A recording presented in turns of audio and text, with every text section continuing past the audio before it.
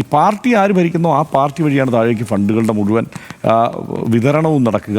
പാർട്ടിക്കാരാണ് അതിൻ്റെ ആളുകൾ. അതുകൊണ്ട് തന്നെയാണ് ഭരണം മാറുമ്പോൾ ആ തലേ ദിവസം വരെ ഉണ്ടായിരുന്ന പാർട്ടി വിട്ട് തൊട്ടപ്പുറത്തേക്ക് മാറാൻ ഒരു മടിയുമില്ലാത്തതിന് ഈ സാമ്പത്തിക താല്പര്യങ്ങൾ കൂടിയുണ്ട്.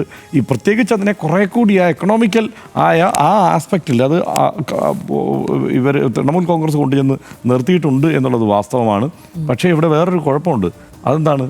BJP വളരെ ഘടനാപരമായി ശക്തി ആർജിച്ചുകൊണ്ടാണ് ഇത് അവിടെ വളർന്നിട്ടുള്ളത്. ഈ ഘട്ടത്തിൽ അതായത് 2011 800 ചില്ലുവാൻ ശാഖകളെ അവിടെയുള്ളൂ.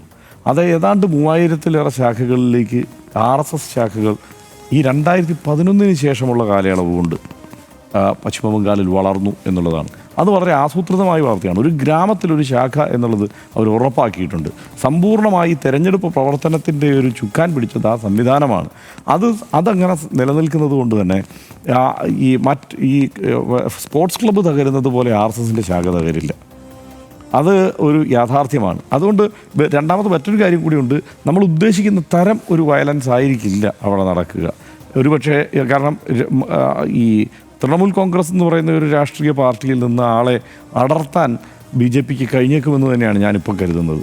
കാരണം എന്താണ്, സ്വതന്ത്രമായൊരു രാഷ്ട്രീയ പ്രവർത്തനം സമ്പൂർണ്ണമായി സാധ്യമല്ലാത്ത ഒരവസ്ഥ എന്തായാലും, അതായത് ഈ എന്താണ് അവിടുത്തെ ഒരു രാഷ്ട്രീയമെന്ന് പറയുന്നത് തന്നെ വയലൻസ് ആസ് പൊളിറ്റിക്സ് എന്നുള്ള ഒരു സ്ഥിതി അവിടെ നിലനിൽക്കുന്നത് കൊണ്ട് അത് ആ നാട്ടിലൊന്നും കഴിയില്ല.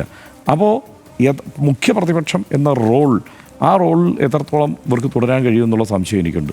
ഈ 2011 4.5% വോട്ടേ ഉണ്ടായിരുന്നുള്ളൂ BJPക്ക്.